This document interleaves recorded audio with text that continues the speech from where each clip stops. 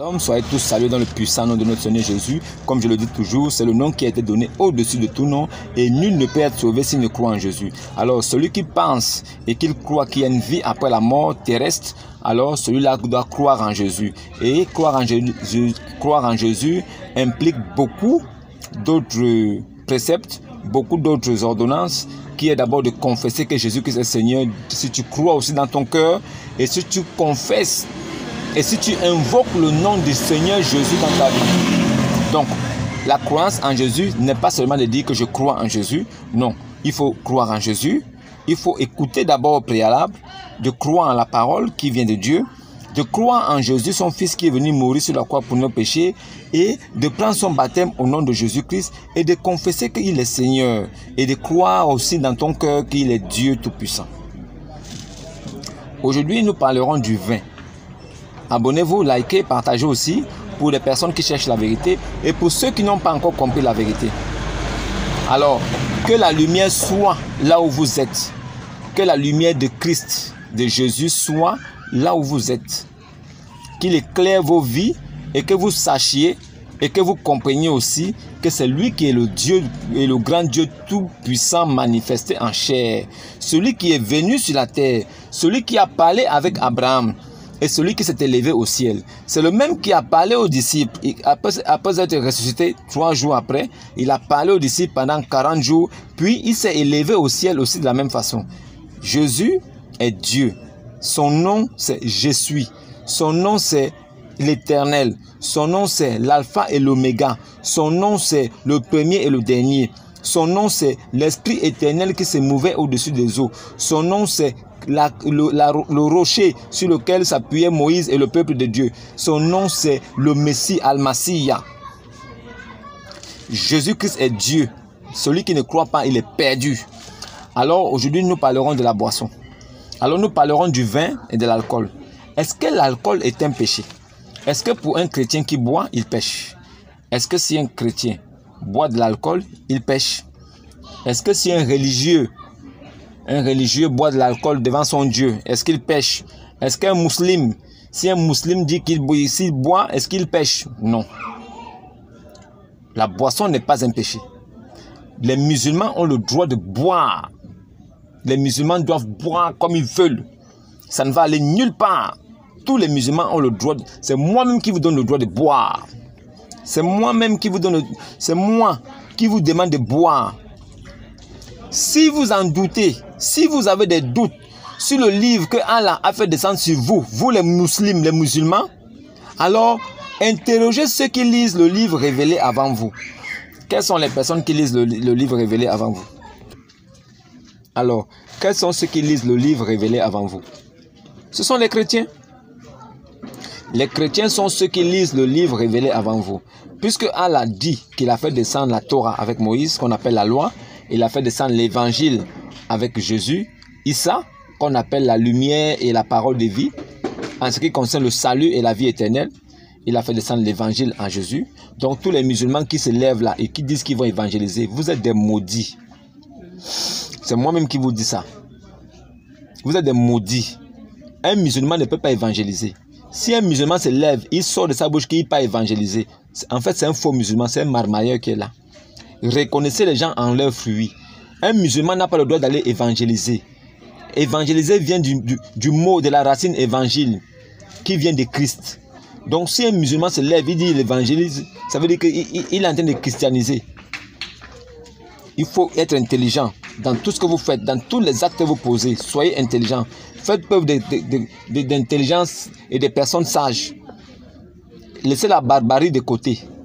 Concentrez-vous sur les choses qui peuvent faire grandir l'homme. Alors, est-ce que la boisson est un péché? La boisson n'est pas un péché. Si nous prenons seulement la sourate 4, verset 43, il est clair.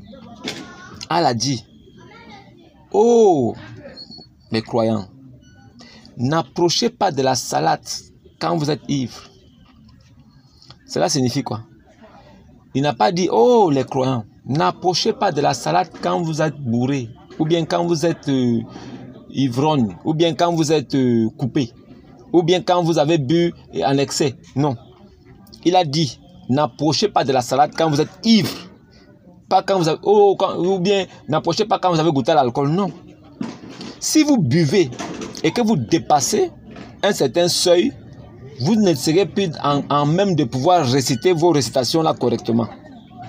Voilà pourquoi Allah dit, n'approchez pas de la salade quand vous êtes bourré, parce que vous ne pourrez même pas entendre ce que vous dites, et vous serez toujours en train de faire n'importe quoi de désordre. Alors, Allah, pour vous préserver, pour préserver votre intégrité, et pour que vous soyez toujours vu comme quelqu'un de sage et de respectable dans la société, alors Allah vous demande d'aller d'abord vous mettre dans un coin, et d'attendre que cela passe. Ensuite, vous pouvez venir prier. Quand vous avez retrouvé votre esprit, quand vous retrouvez vos esprits, alors vous pouvez revenir prier. Le vin n'est pas un péché. L'islam ne condamne pas la boisson. L'islam ne peut pas non, l'islam ne condamne pas la boisson. Lui-même, le prophète Mohammed, l'apôtre de Allah, il avait des esclaves. Ces esclaves cultivaient de la vigne. Lui-même, Mohammed, cultivait la vigne en Arabie Saoudite là-bas. Il cultivait la vigne. En ce temps, on appelait ce coin-là l'Arabie. Mohammed cultivait. Il faisait cultiver la vigne par ses esclaves. Il cultivait il avait des plantations de vignes. Ce sont ses esclaves qui cultivaient ces choses-là pour lui. Mohammed buvait du vin.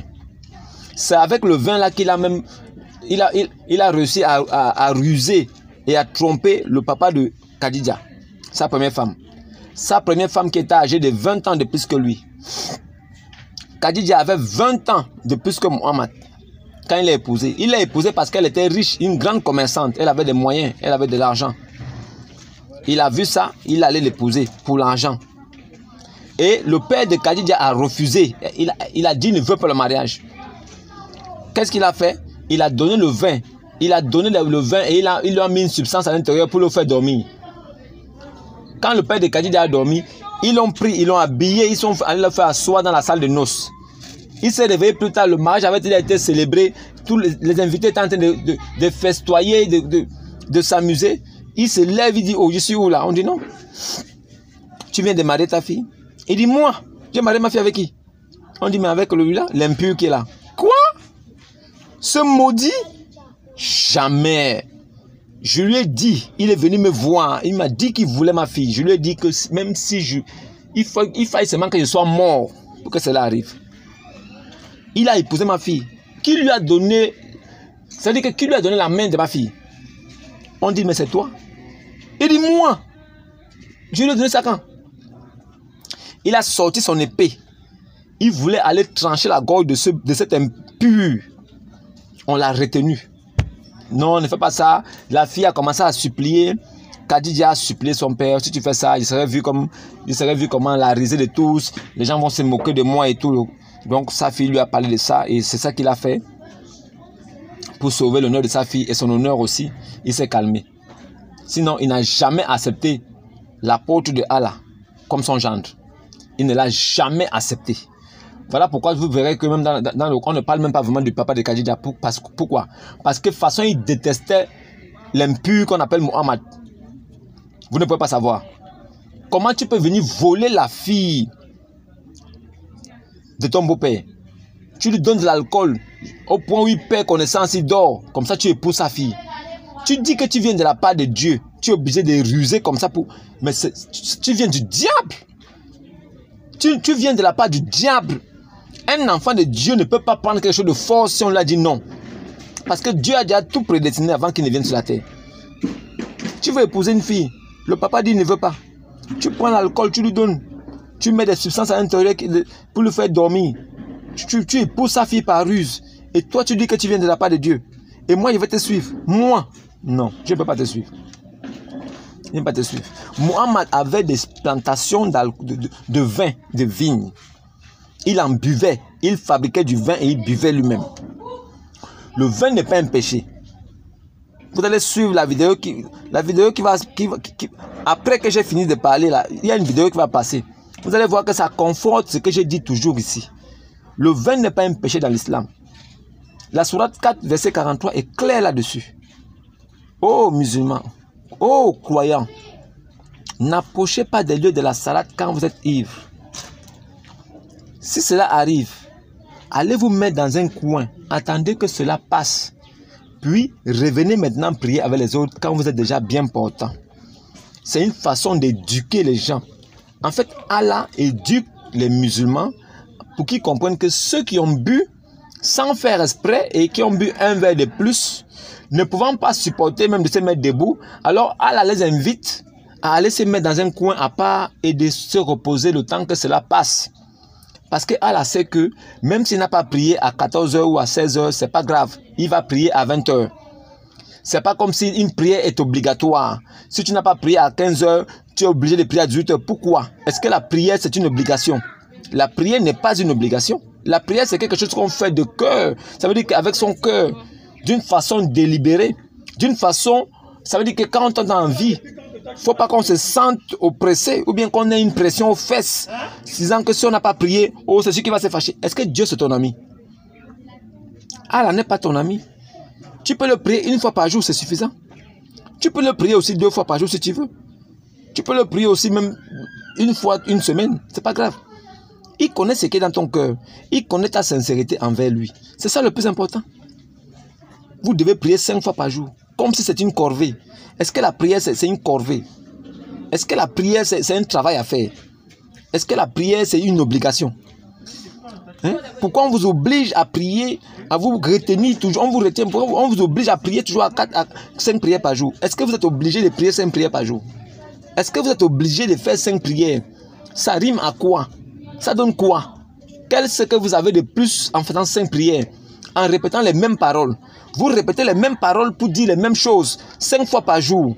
Si vous n'avez rien dans la tête là, ce sont les gens qui n'ont rien dans la tête qui comprennent ça. Tu penses que si moi j'ai besoin de demander à mon père de me trouver 10 000, je vais passer toute la journée à lui dire ça?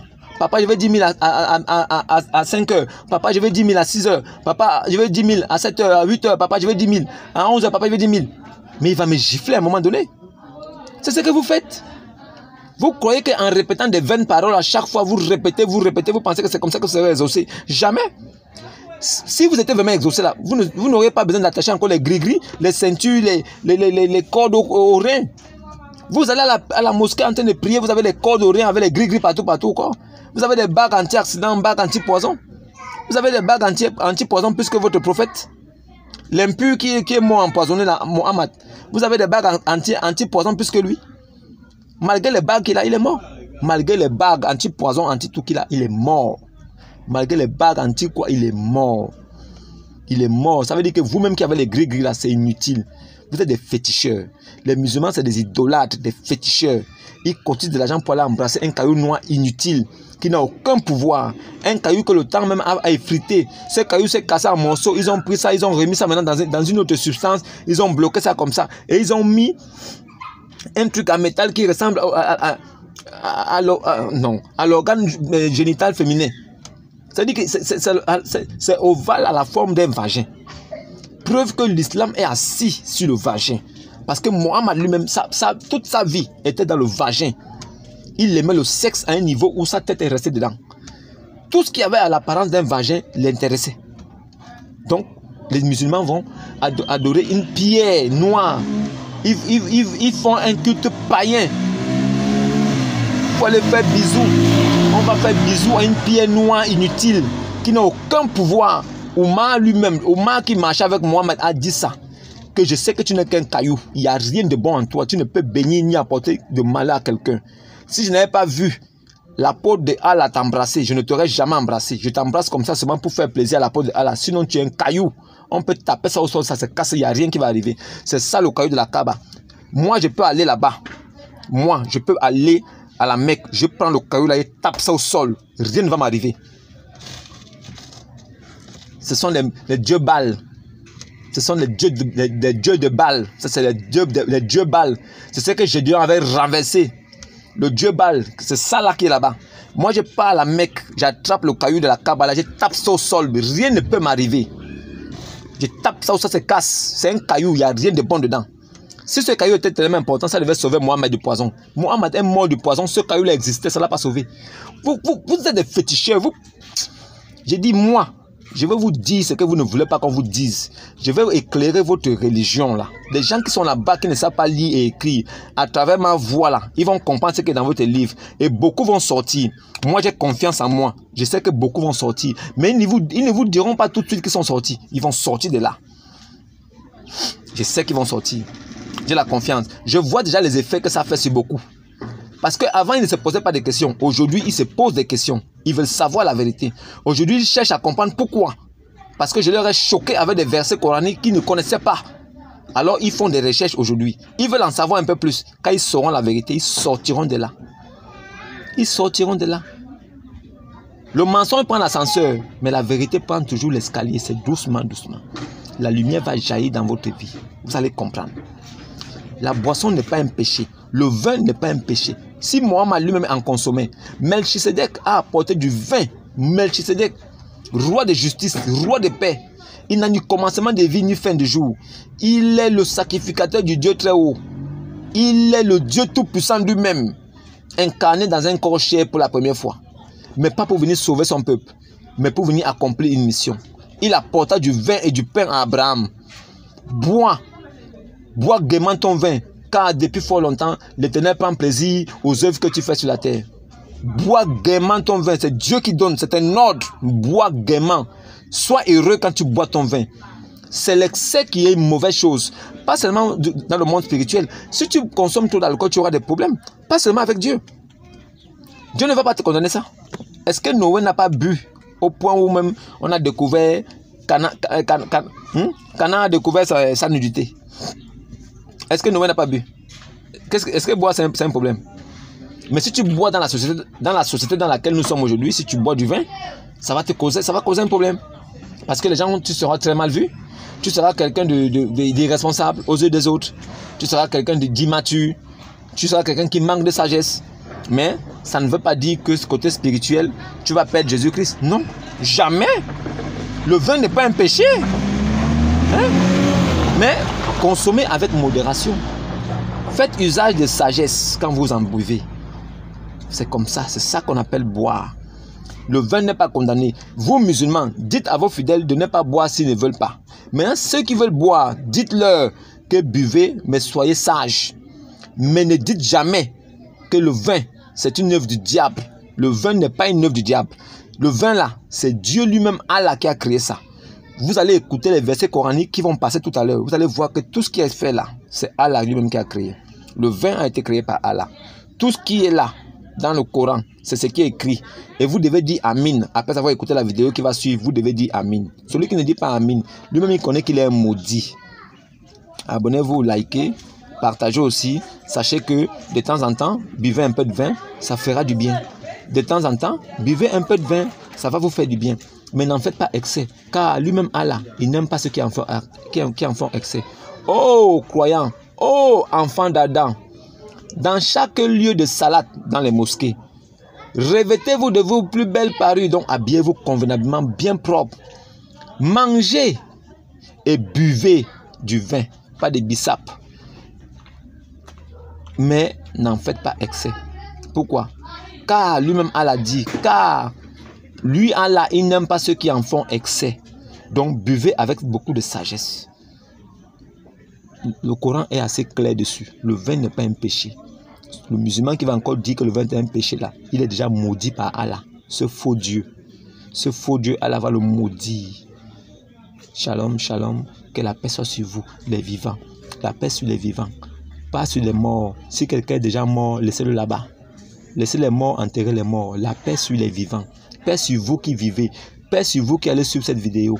Seulement sur vous. Il n'y a pas de paix sur un mort. Si il est déjà mort là, il n'y a même pas une paix pour lui. Zéro. À demain. Ne approchez pas de la prière alors que vous êtes en état d'ivresse. Jusqu'à ce que vous compreniez ce que vous dites. En d'autres termes, quand ton alcool passe, tu peux aller vaquer à la prière. Voilà qui est clair. Est-ce que ce verset dit alcool est péché? Deuxième verset. Surat 7 d'abord.